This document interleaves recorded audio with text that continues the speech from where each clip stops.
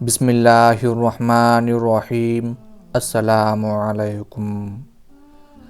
عاشا بن قیس ایک بہت ہی بڑا اور قادر الکلام شاعر تھا۔ وہ عمر کے لحاظ سے بڑھاپے کو پہنچ چکا تھا۔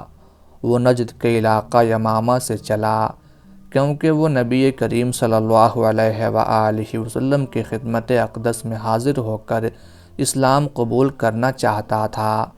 وہ اپنی سواری پر بیٹھا بڑے جذب و شوق کے ساتھ نبی اکرم صلی اللہ علیہ وآلہ وسلم کی زیارت کے لیے رواں دواں تھا، اور فرط مسرت سے وہ نبی اکرم صلی اللہ علیہ وآلہ وسلم کی شان میں قصیدہ گوئی و نعت خوانی کرتا جا رہا تھا۔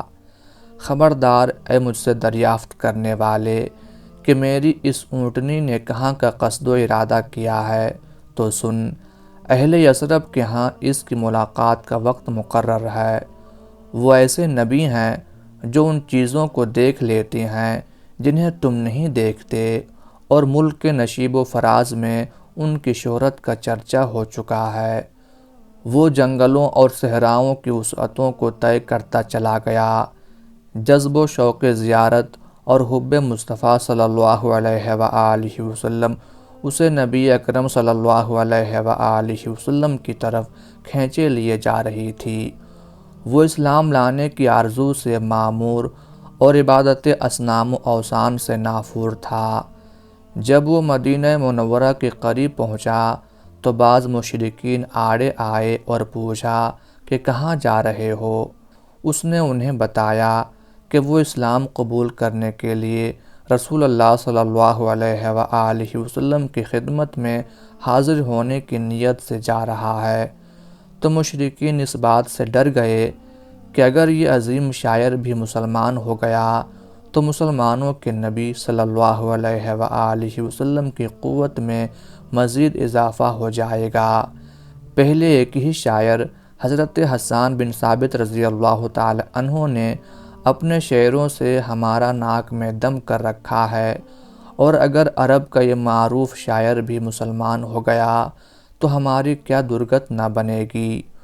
انہوں نے اس سے کہا، اے عاشا، تیرا اور تیرے آباء و اجداد کا دین ہی تمہارے لیے بہتر ہے۔ اس نے صاف جواب دیا اور کہا، نہیں، بلکہ حضرت محمد صلی اللہ علیہ وآلہ وسلم کا دین ہی بہت بہتر، انتہائی مناسب اور درست ہے۔ ان لوگوں نے ایک دوسرے کے منہ کی طرف دیکھا اور ایک دوسرے سے مشورہ کرنے لگے کہ اسے دین اسلام قبول کرنے سے کیسے روکیں۔ اب انہوں نے اس سے کہا، اے عاشا، وہ نبی تو زناکاری کو حرام قرار دیتا ہے۔ اس نے کہا، میں عمر رسیدہ اور بوڑھا آدمی ہوں، مجھے اب عورتوں کی کوئی حاجت ہی نہیں رہی۔ انہوں نے اسے یوں ورغلانا چاہا کہ وہ تو شراب کو حرام کہتا ہے۔ اس نے جواب دیا کہ یہ شراب خانہ خراب انسان کی عقل کو زائل کر دیتی ہے، مجھے اس کی کوئی حاجت نہیں ہے۔ جب انہوں نے دیکھ لیا کہ یہ تو اسلام لانے کا پختہ ارادہ کیے بیٹھا ہے، لہٰذا اب انہوں نے ایک دوسری خطرناک چال چلی اور اسے مال کا لالچ دیتے ہوئے کہا کہ اگر تم اسلام قبول نہ کرو اور اپنے آبائی دین کے ساتھ ہی یہیں سے واپس لوٹ جاؤ تو اس کے عوض میں ہم آپ کو 100 اونٹ دیں گے۔ اب اس نے مال کے بارے میں سوچنا شروع کیا کہ یہ تو بہت بڑی دولت و ثروت ہے۔ اب شیطان اس کی عقل پر غالب آ گیا اور وہ مال کی پیشکش کے سامنے ڈھیر ہو گیا۔ ان کی طرف متوجہ ہو کر کہنے لگا، ہاں، البتہ تمہاری یہ مال کی پیشکش مجھے منظور ہے۔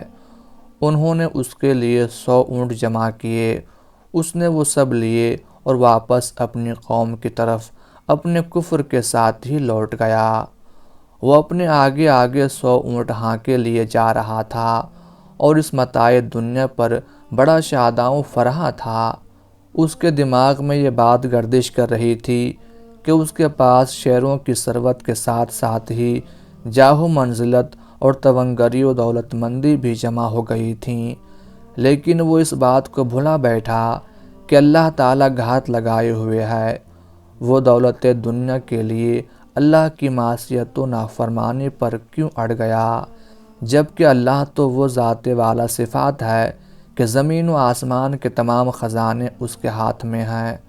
وہ اپنے علاقے میں پہنچنے ہی والا تھا کہ اچانک اپنی اونٹنی سے گرا اور اس کی گردن ٹوٹ گئی اور وہ وہیں سسک سسک کر مر گیا۔ اونٹوں کا ریوڑ دھرا کا دھرا رہ گیا۔ اس نے اپنی دنیا بھی گنوا دی اور آخرت بھی برباد کر لی۔ افسوس اس انسان پر جو اللہ کے راستے سے بھاگے اور دنیاوی چمک دمک پر ریجھ کر گھاٹے کا سودا کرے۔ کاش نادان انسان یہ حقیقت سمجھ لے کہ آخرت کی زندگی اور اس کی نعمتیں بے مثال ہیں اور ہمیشہ باقی رہنے والی ہیں۔